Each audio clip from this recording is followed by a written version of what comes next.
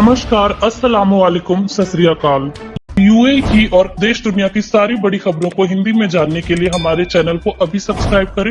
Dubai के आर्थिक विकास विभाग DED ने शनिवार को कहा कि उसके लेटेस्ट राउंड के इंस्पेक्शन के दौरान कोरोना के उपायों का पालन करने में विफल रहने के लिए किसी भी कमर्शियल यूनिट को बंद नहीं किया गया और न ही जुर्माना लगाया गया। दुबई के malls and high street markets में आर्थिक विभाग द्वारा जारी किए गए निरीक्षण से पता चला कि 474 कंपनियों ने एहतियाती उपायों का पालन किया, हालांकि 14 संस्थाओं को वार्निंग जारी की गई थी।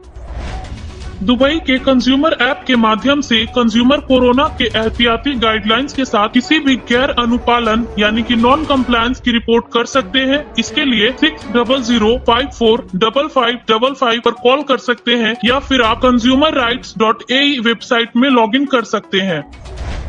शारजा इकोनॉमिक डेवलपमेंट ने रविवार 3 मई को कमर्शियल सेंटर जैसे कि मॉल, लेडीज और gents hair dressing salon, restaurant और कैफेट एरिया को फिर से खोलने की घोषणा की। सुविधाओं के ओनर्स और मैनेजर्स से आग्रह किया गया है कि वे कोरोना के प्रसार से बचने के लिए सभी जरूरी कदम उठाएं। रेस्टोरेंट्स को वार्न किया गया कि वे अपने परिसर के बाहर इफ्तार स्नैक्स न बेचें और फूड क्वालिटी को भी बनाए रखें।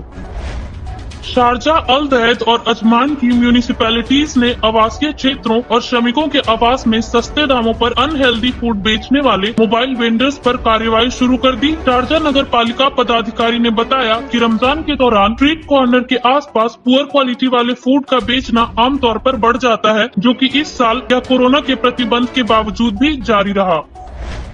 अबू धाबी पुलिस ने शनिवार को निवासियों को चेतावनी देते हुए कहा कि आप सभी फेक सोशल मीडिया मैसेजेस से सावधान रहें। कोरोना महामारी के बीच प्राइजेस, नौकरी और खरीदारी छूट का वादा, इस तरह के मैसेज आमतौर पर व्हाट्सएप और अन्य ऑनलाइन प्लेटफॉर्म के माध्यम से शेयर किए जाते हैं।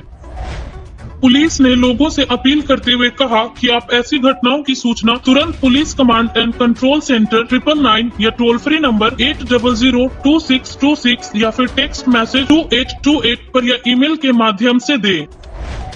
अबू धाबी आर्थिक विकास विभाग द्वारा निर्धारित सेफ्टी क्राइटेरियन को पूरा करने के बाद अबू धाबी ने एक और पॉपुलर पब्लिक प्लेस खोलने की घोषणा की।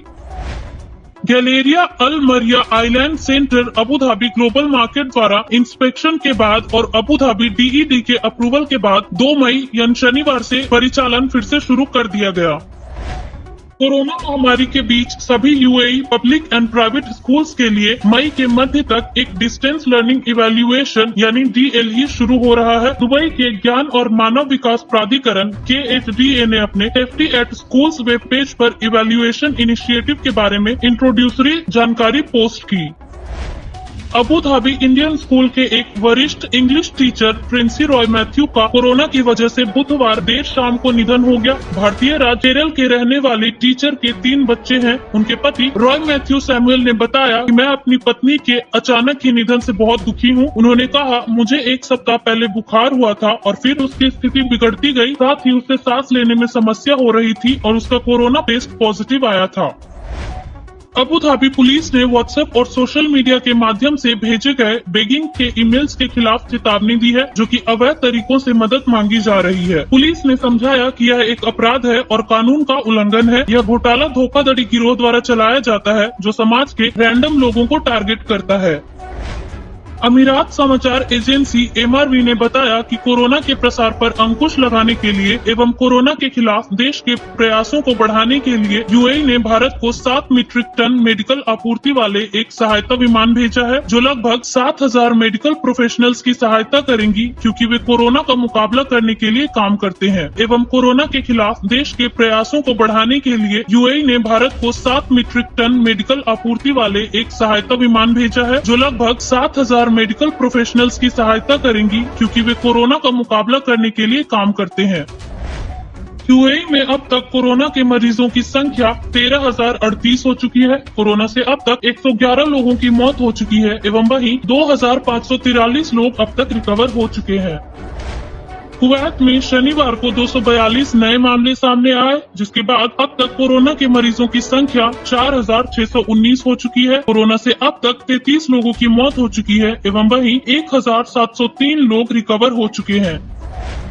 भारत में शनिवार को रेलवे मंत्रालय की ओर से जारी ट्वीट में बताया गया है कि 17 मई तक कोई भी यात्री ट्रेनें नहीं चलेंगी। इसके अलावा डीजीसीए ने सभी नियमित घरेलू तथा अंतर्राष्ट्रीय यात्री उड़ानों पर भी प्रतिबंध 17 मई तक बढ़ा दिया है। डीजीसीए ने आज एक सर्कुलर जारी कर कहा कि सरकार ने पूरे देश में लॉकडाउन की अवधि 17 मई तक बढ़ा दी है। इसे देखते हुए घरेलू तथा अंतर्राष्ट्रीय उड़ानों के संबंध में पहले जारी सर्कुलर अब 17 मई की रात 12 बजे तक प्रभावी रहेंगे।